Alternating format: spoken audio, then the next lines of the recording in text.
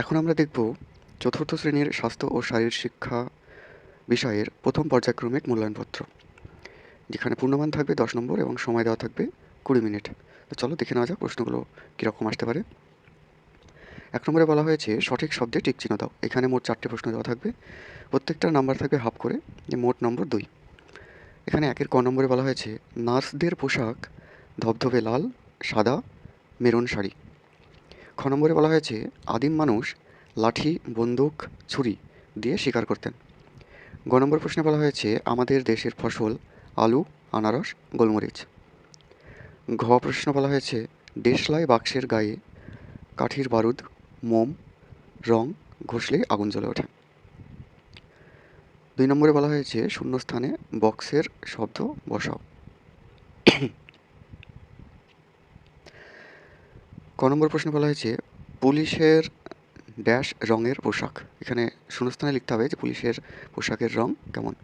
খ নম্বর প্রশ্নে বলা হয়েছে বনের ড্যাশ শিকার করে মাংস পাওয়া যেত। গ নম্বরে বলা হয়েছে পাল দাদু চায়ের দোকানের জন্য ড্যাশ ভাঁড় তৈরি করেছিল।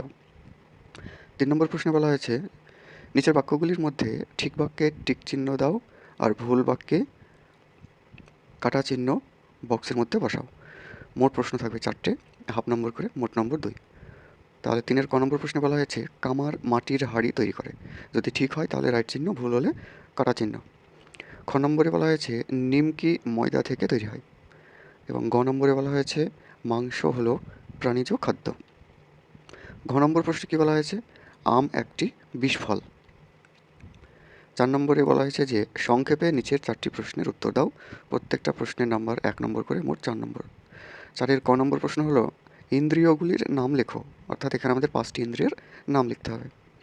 খ নম্বর প্রশ্নে বলা হয়েছে সাঁতার কাটলে কি হয়, অর্থাৎ সাঁতার কাটার উপকারিতা এখানে লিখতে হবে। গ নম্বর প্রশ্নে বলা হয়েছে প্রায় মানুষের মতো খাড়া হয়ে দাঁড়ায় কোন প্রাণী। ঘ নম্বর প্রশ্নে বলা হয়েছে দুধ থেকে কি কি জিনিস তৈরি হয়। এবং অঙ্গ নাম্বার প্রশ্ন হলো নিম পাতার উপকারিতা লেখো, অর্থাৎ নিম পাতা কী কী কাজে ব্যবহার হয় এবং এর উপকারিতা কী সেটা লিখতে হবে। তো আজকে আমরা দেখলাম চতুর্থ শ্রেণীর স্বাস্থ্য ও শারীর শিক্ষার প্রথম পর্যায়ক্রমিক মূল্যায়নপত্র।